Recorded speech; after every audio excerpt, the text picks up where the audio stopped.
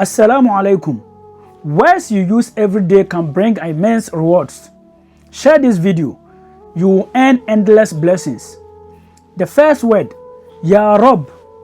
Ya Rabb is, Oh Lord, calling upon Allah sincerely and humbly. Number 2, Rabbi ghfirli.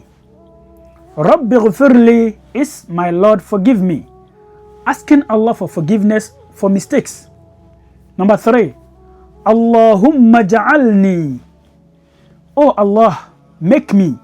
Requesting guidance and good from Allah. Number 4, Ihdina.